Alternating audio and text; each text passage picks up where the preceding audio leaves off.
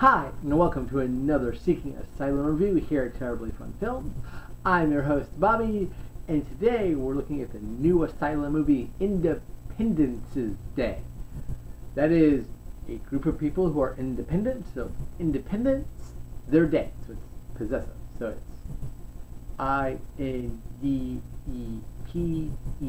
INDEPENDENTS apostrophe space day. Independence Day. Even for the Asylum, that is quite a stretch for a mockbuster title. So, join with me as we see why this is so terribly fun.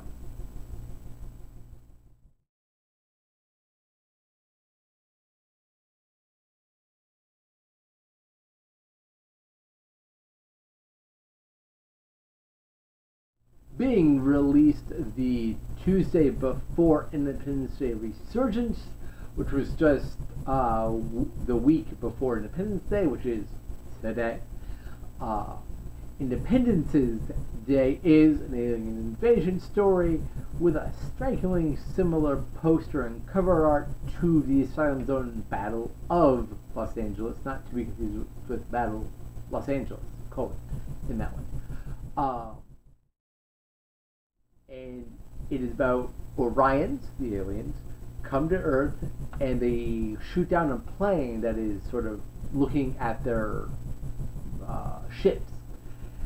They believe the plane to be an aggressive act, whereas really it was more exploratory. They then give the humans 5 days to willingly get on boats that'll take them to the hive ship and redistribute them across the galaxy, and the aliens are going to take over the planet. A group of militia known as First Earth, because I guess aliens are already a known thing in this universe. I don't really understand how they already had the name First Earth, but whatever. A group of militia don't take kindly to that, and they start fighting back, and they're fighting back not only causing the aliens grief, but it's also making it harder for the now president, since the actual president died, vice president became president. It is making it much harder for her to do her job. Can the aliens be trusted? Are the militia right? That's your basic plot. The movie was directed by Laura Beth Love, who's done a lot of other work for the Asylum, but this is her directorial debut, and it does show. There's a lot of weak elements, and just about everything that I have faults with can be laid at the feet of the director, with a few scripting issues in there. But before I get into all that, let's get into the things I really, really liked. The entire cast, with one exception, is really good. As the new president, President Rainey, Faye Gauthier, I really hope I'm saying her name right, is really good, really easy to sympathize with, really easy to empathize with, and the way things weigh on her conscience and the tough decisions that she has to make throughout the film are always on her face. You can always tell that she's making a tough call, even though it might be not immediately the right thing to do. She's really good at conveying that sort of emotion. Sal Landy plays General Roundtree, who is one of the head advisors to the president, and he's tough, gruff, and he's pretty good. He is actually in league with the militia who are attacking the aliens, and there's a fun bit of duplicitous play at that. As Captain Goddard, who's actually one of the experts on the aliens since in 2003, he and a fellow officer captured one. Johnny Ray Diaz is good. He makes an impression in the later half of the film, but he really doesn't show up until about halfway through. Like, he's in the prologue, and then he's just not there for a while, which makes his whole character arc kind of non-existent. but he's good when he's there. As the son of the president, Bobby, Matthew Riley does a really good job. He has something wrong, I'm unsure what. And the aliens offer to cure it, and he portrays both aspects of that fairly well, even if he tends to mug a little bit for the camera. But that's understandable given the kind of movie he's making, and it's understandable in terms of how young the character is, that he would be a little more over the top, a little more dramatic than the adults around him, as he is really the only non-adult character in the film. As the president's husband and father to Bobby, John Edwin Wright plays Senator Randall Rainey, and he's really good. For a little while I wasn't sure if they were actually together or not. He just seemed like a really caring agent. And it wasn't until some dialogue later that I realized, oh, he's a senator in his own right. As I don't think they get that across as well as they could have earlier. But he has good chemistry with the other two actors, and there's a really great scene where Bobby is asking about when they remember he could walk and how he used to pitch baseball really well. And the dad goes, of course. And just the way he says it, they sound like a real family. He's actually remembering these heartbreaking things that they might not get to ever experience again. The other really important military character in this is Major Fry, played by William Castrogovini, who is a tech expert, who is the other person who got the alien. So he's very important in the later half of the movie when things begin ratcheting up and the action goes into full swing and they're trying to break onto an alien ship. He becomes super important there. And he's actually a lot of fun. He's probably my favorite actor in the movie. He brings not only levity, but also a nice dramatic sense as to the loss of what's going on when revelations happen. I'm not spoiling the movie, so I won't get into that. But I think he plays that dramatic moment very well. And I also think he does a nice job at not letting the movie get too serious on its own accord. You've heard me mention the militia a few times already, and the leader of the militia is played by Jess Salane. The leader's name is Kelly Reed. He was the father of a now deceased Secret Service agent, and that's one of the reasons he decided to form the militia and go sort of not quite anti-government, as the movie doesn't get into politics that much, but into a sort of more compound-based, very controlled lifestyle that we usually connect militias and that sort of thing. He's good, but he's not in it a lot, considering that the title of the movie is taken based around the militia's motto and their idea of being a citizen of Earth and why they're attacking the aliens, and being how much they're actually involved in the plot. The militia have shockingly little screen time. I would say 20 minutes, if that. Could be more than 20 minutes. I guarantee it's no more than that. And that's really weird. It's really weird in part because I feel like certain things could just be cut out, so we could focus on the militia. And I feel it's weird that your whole marketing and your ad campaign and your title come from that, and you don't actually do anything with that idea. It's really odd. But in these few scenes, he comes across as somebody that other desperate people or people who view him as being right could follow and believe in and want to die for. Another one of the militia's members is named RPG Harry.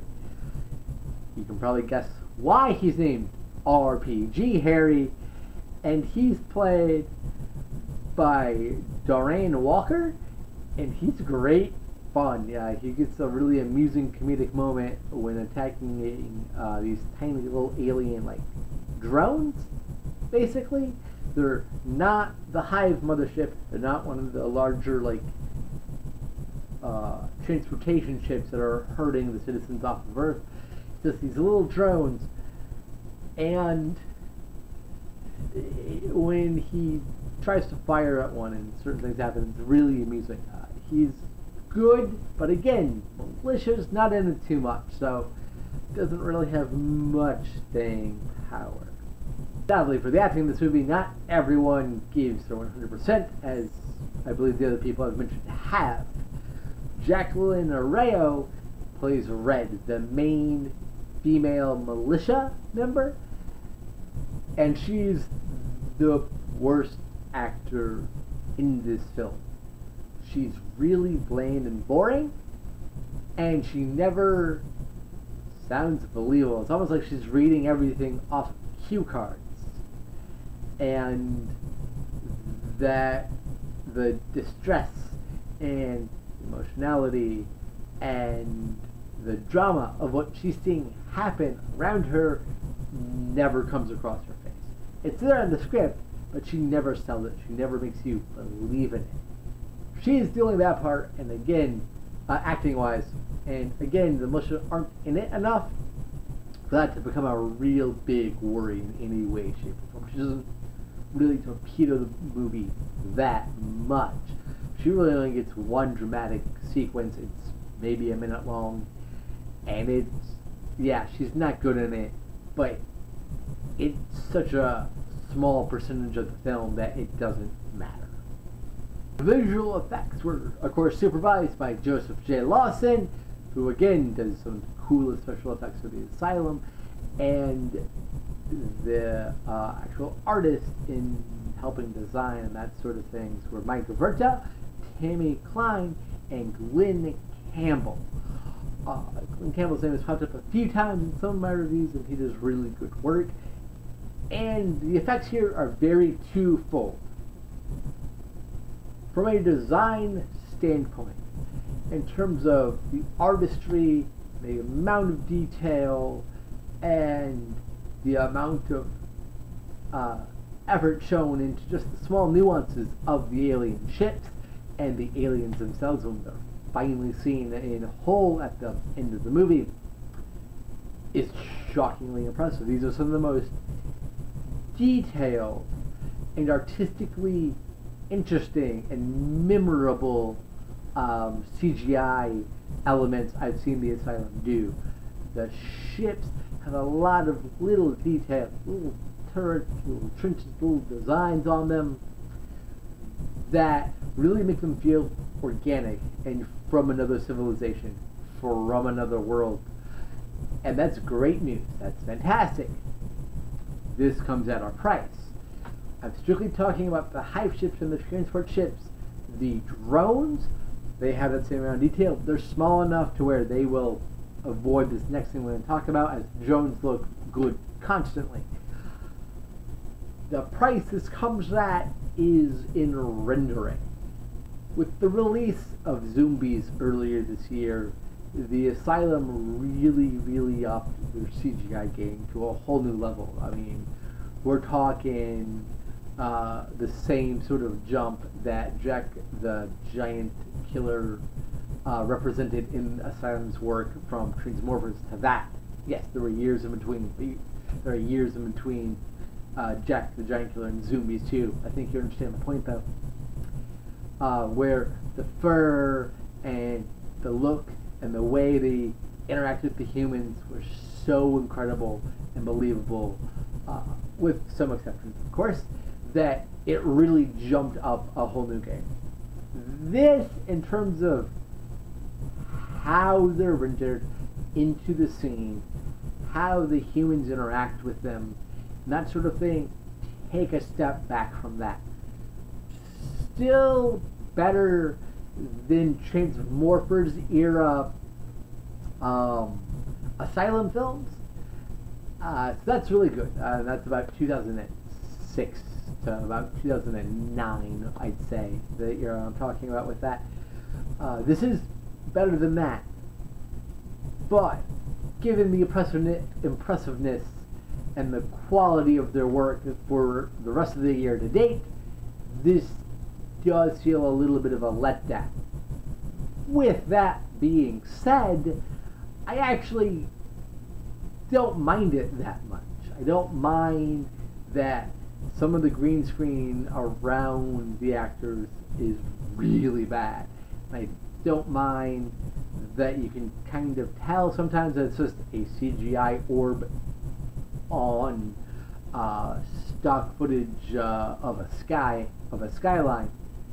I don't mind it because of the artistry that was already put into the designs of the ships that I've mentioned.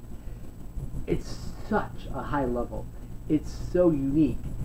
And, well, yes, the cover and the poster will make you think Independence Day, and that is obvious in their designs, and you can clearly see that influence. They're not direct ripoffs. They have their own look, and that really makes them stand out, even when the CGI, in terms of how it's integrated, isn't the best. The music this go round was done by Mike Verta. And yes, that is the same Mike Verta I just mentioned when discussing the special effects. And his score is good. I didn't notice any discernible theme for either the humans or the aliens. I'm not sure if I just missed it, or if there wasn't one, or if it just wasn't that memorable. But there's a really cool sequence where one of our characters discovers the alien's true plan, and the dramatic music cue at that moment is amazing. It's really intense, it's really interesting, it works really well. And I feel like in individual scenes, the music works really well, but overall, I found it not too memorable, but not, it never took away from anything, if that makes sense. However, it's still a good score. It never actively makes the scenes worse, and when I do remember the score, it improves them as a score should. Sadly, though, this brings me to the bigger issues with the movie.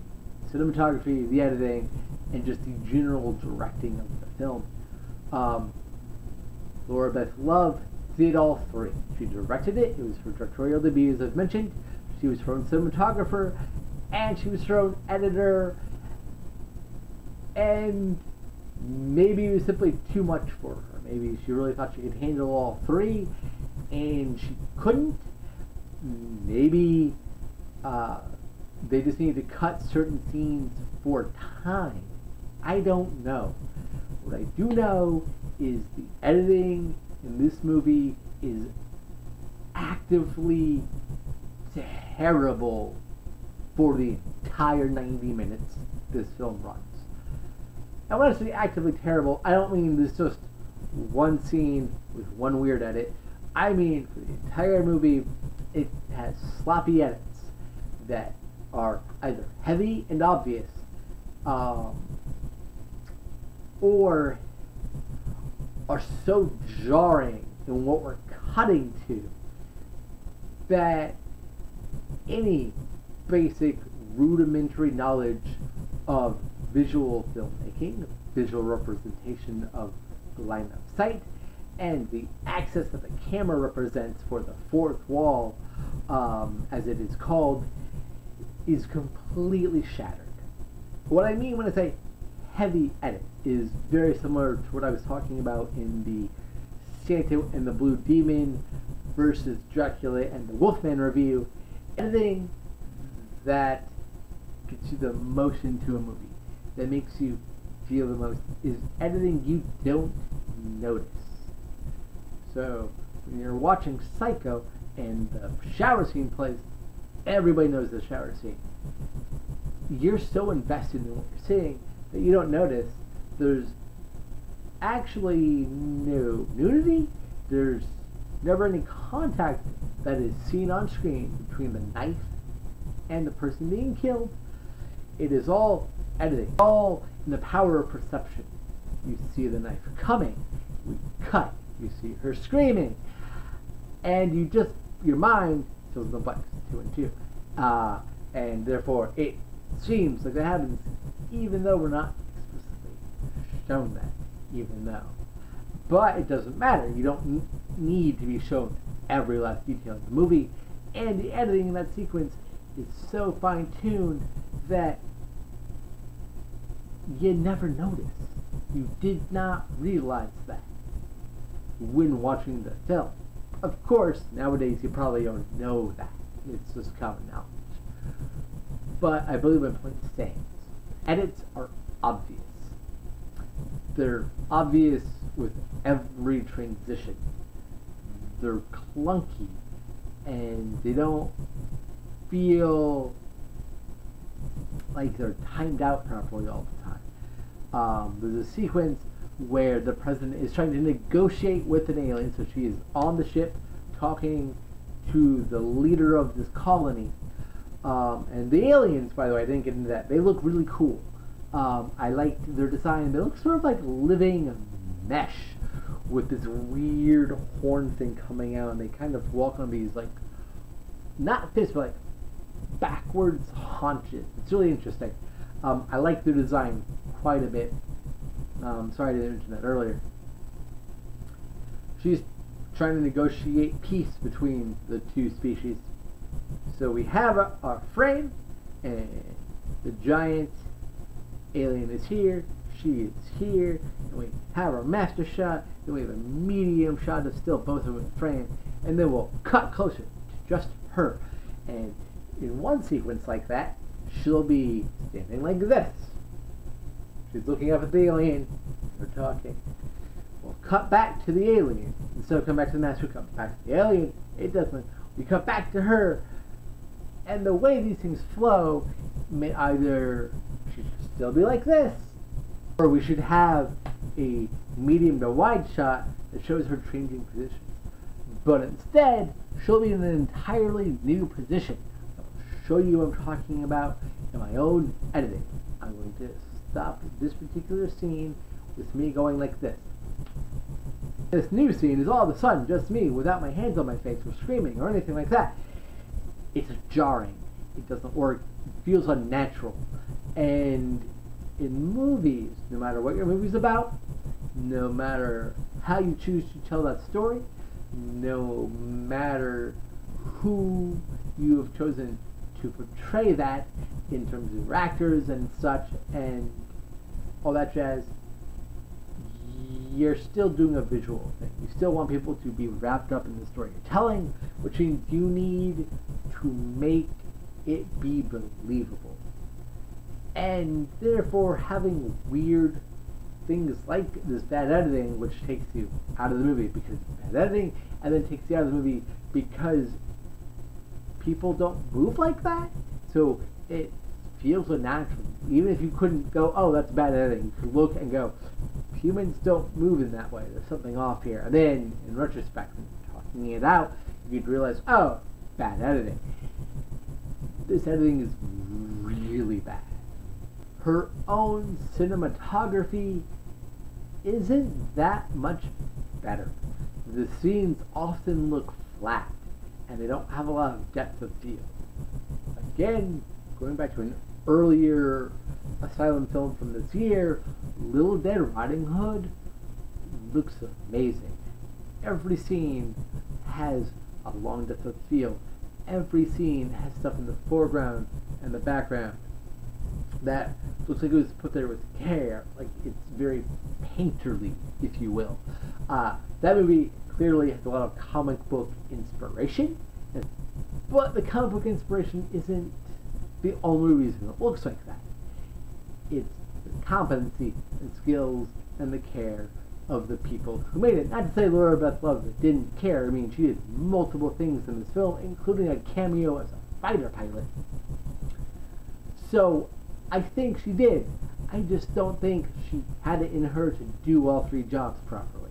The colors pop out okay. It just looks really dull. It's every science fiction made for whatever channel it is, television show, television movie you could imagine, and that's not good enough, especially when the Asylum have proven that they can do some of the best night shooting around, especially when they have proven that even with a lot of action going on, they can make a coherent scene follow, and you can just go yoink, and they followed everything that was going on. It's not enough to just look passable. It's not enough to just be competent. There's nothing in this scenario that's inherently bad. It's just bland. Imagine, if you will, looking at any one of the Star Wars prequels nowadays. Back in the day, yes, a lot of people praised it for its CGI. Nowadays, we look at it and everything, the backgrounds, the characters that are all created as CGI, they look like CGI. And the CGI backgrounds look like CGI backgrounds. There's nothing there to them that makes them feel like it's actually alive. It's all just flat to look at, which isn't necessarily inherently a problem, but it makes your movie really dull to watch from a visual standpoint. You put that on top of the bad editing, and you get a movie that's murky to watch if you just turn to the mute and ignoring the script and everything, and the music. It's just not a pleasant thing to look at, which is really upsetting to me, because I want to love every Asylum movie ever made. Like, they're my favorite film studio. I want them to keep pushing what B movies and independent low budget genre fare should be, can do, and that sort of thing. And for the most part, I feel they've greatly succeeded. But this feels like we're taking steps back, as I've heard before. This feels like it was made by the Asylum a few years ago, not now. It's really awkward. And because Laura Beth Love did the cinematography, did the editing, did the directing, every one of these decisions lays at her feet. And that means they're all her fault. And maybe if she did something that was less special effects heavy, this is a lot of special effects. Has a decent number of practical effects, I should mention. The insides of the ships are sets with some computer things hanging down and moving and stuff. Those are all practical and very cool to look at. There's a neat thing with holograms on the ships themselves as like navigational computers and whatnot. That's pretty cool. But again, I didn't really buy into this world. I didn't really buy into what they were doing, and so much of it has to do. Back up. Jeff needs script, and he's written a few other movies. He's acted. He's done all sorts of things. It is good, but it fails to become anything more than generic B-movie alien invasion movie. If I told you, hey, I watched a low-budget alien invasion film on TV last night, you would get certain images in your mind, certain ways the plot will play out, certain kinds of characters. They're all here. This movie does nothing impressive enough with that to feel really inspired. This movie is not bad for your average B-movie invasion flick. I have seen worse. This just wants to be escapist fun as an alien invasion movie. There's nothing wrong with that. But characters only have so far they can go. And given that so much of the movie is really about them, which is a nice surprise. This movie has a lot of character moments. Not a ton of action, about 20 minutes altogether worth of action. But it's a lot of characters finding out what's happening, being told a way to react, trying to figure out a way to react, trying to figure out a way to combat the aliens. It's a lot of character moments. But I don't feel I actually know much about these characters. The president has a son who had some sort of leg impairment at some point. I don't totally know what happened there. He gets healed, and he's happy about that. Because he can play baseball. And the dad's happy about that. His dad, her husband. She wants to save the human race because, well, she's a human, so duh. That's the extent of the characterizations I know. Like,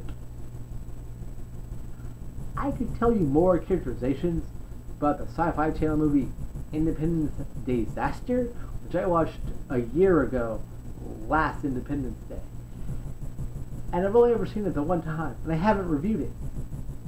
But I can definitely tell you more characterizations that went on in that movie than this movie I just watched last night.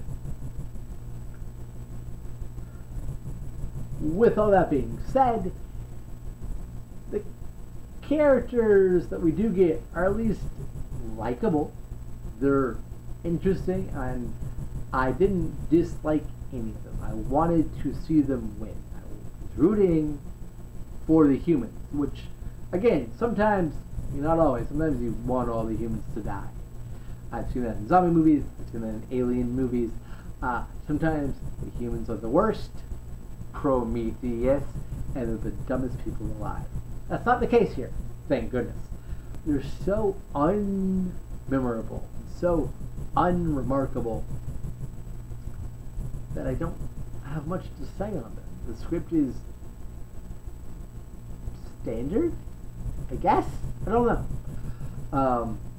Going back to my main point, as you can probably tell, I'm very frustrated with this movie.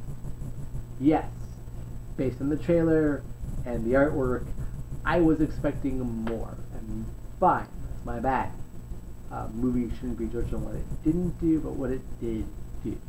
This movie had good, very detailed, very interestingly designed aliens and ships. The CGI rendering was only okay though, but I feel they balanced each other out well. Had decent music, had okay acting. But Independence Day never rises above generic, never rises above average, to be elevated into the fun stratosphere of something like Zombies, of something like Sharknado, because it's unmemorable. Nothing about the way it's made, nothing about the way it's produced, nothing about the way it's acted presents this as something fun. It's all just alien invasion. Meh. It's there. It feels perfectionary, like the Asylum decided they needed something to tie into Independence Day Resurgence, and threw this together in a hurry. Yes, I realize all their movies only shoot for like 2 weeks or something like that, but this feels slapdash and quick even for them.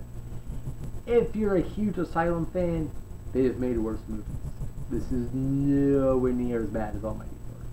This is nowhere near as boring as some of their other films. But if you're also a big enough fan, you've seen all the recent work. Avengers Grimm, which had flaws, but was really original and did a lot with its premise. Zombies, which I talked about ad nauseum. Sleeping Beauty, all within just the last few years, have elevated what we know they can do and what we have seen them do. So why should we be settling for something that feels cash grab's the wrong word, but it feels so uninspired and so middling. Watch it if you're interested. You might be amused. It would be a really good movie put on to your drunk friends while fireworks are going off to rip. Good, solid, generic, not completely dumb alien invasion movie. In between the riffs, you're not hating yourself, but it's completely riff-worthy, and I feel like that might be the only time I'd ever rewatch it. As always, I've been your host, Bobby. Thank you for watching, and I will see you next time. Hopefully something I really, really love. The Asylum's Ghost Hunters. I have massive expectations for it. I'm expecting it to be amazing. So, yeah, again, very middle-of-the-road review. Very frustrating movie.